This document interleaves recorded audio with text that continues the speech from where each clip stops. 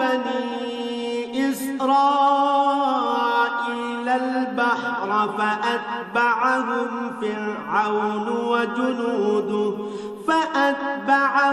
فرعون وجنوده بغيا وعدوا حتى إذا أدركه الغرق قال آمنت أنه لا إله إلا الذي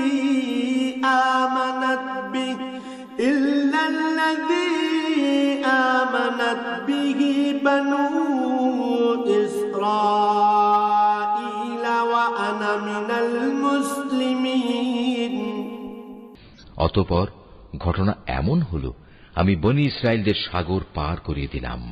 এরপর ফেরাউন ও তার সৈন্য সামন্ত বিদ্বেষ পরায়ণতা ও সীমা লঙ্ঘন করার জন্য তাদের পিছু নিল।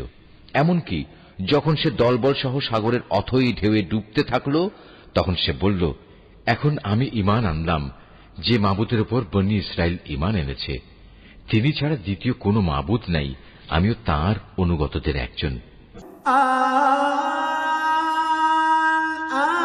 وقد عصيت قبل وكنت من المفسدين।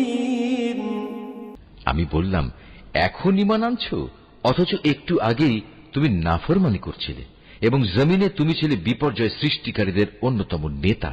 فاليوم ننجيك ببدنك لتكون لمن خلفك آية وإن كثيرا من الناس عن آياتنا لغافلون। আজ তো আমি তোমাকে অর্থাৎ তোমার লাশকেই বাঁচিয়ে রাখব, যাতে করে তুমি তোমার লাশ পরবর্তী প্রজন্মের জন্য একটা বড় আকারের নিদর্শন হয়ে থাকতে পারো।